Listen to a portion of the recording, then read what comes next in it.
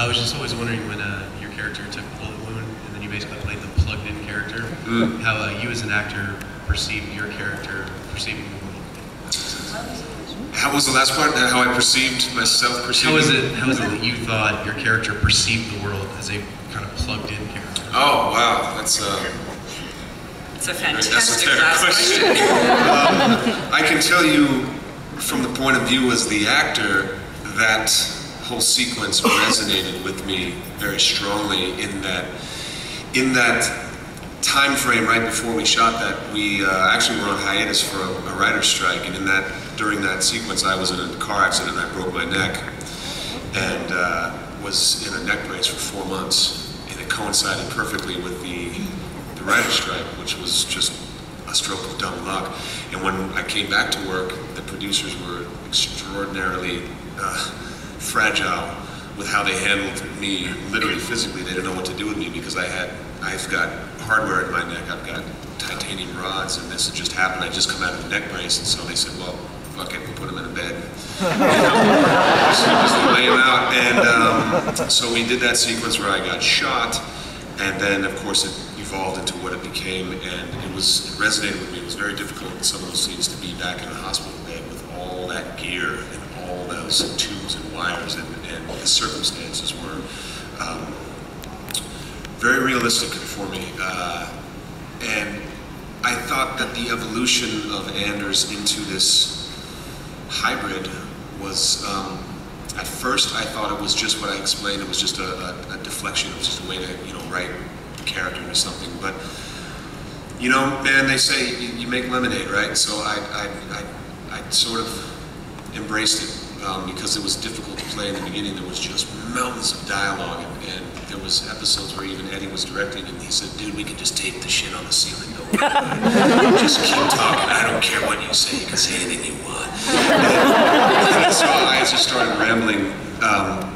And at first, you take something that's very technical like that, and I decided to embrace it. So I tried to give that deeper meaning, and for me it really set off my favorite moment for me personally in the show was that scene between Katee and I at the tub when we say goodbye.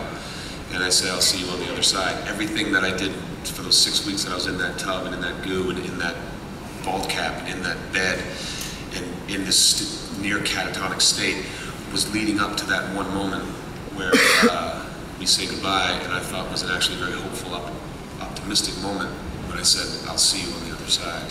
And it still is, to this day, my favorite moment for the show from you.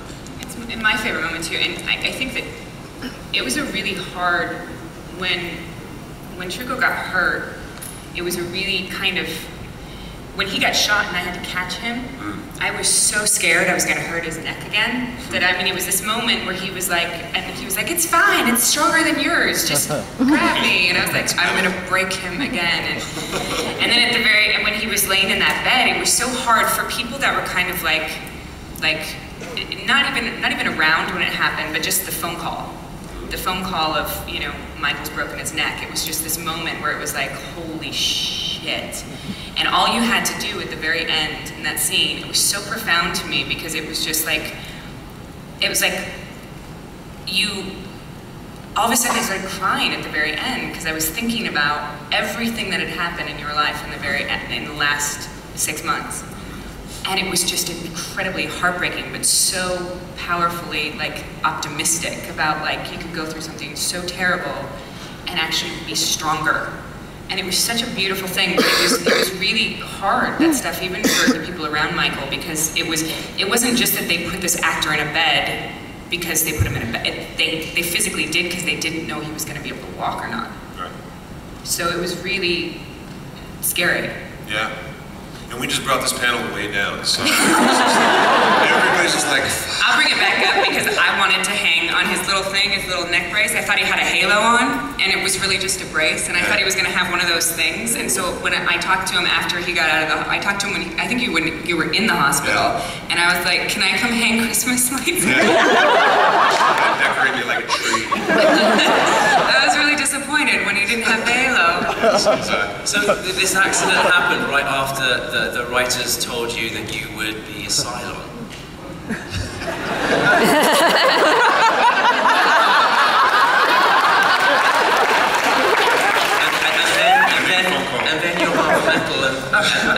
they tell you you're going into a bed to be half Cylon and driving a ship. What kind of car does Ron Moore drive? What you don't know is when he was flying out of the car in the car accident, he was like, "Wait, I'm a Cylon!" No, Michael, take the seatbelt off. You're not going to need it. Your neck is broken, doesn't matter. Relax. Just let me drive. The seatbelt doesn't work anyway. And the writers were on strike at the time, so miserable. But lots of time on their hands, I'm just saying. Sadly, we are out of time. Please join me in thanking Katee.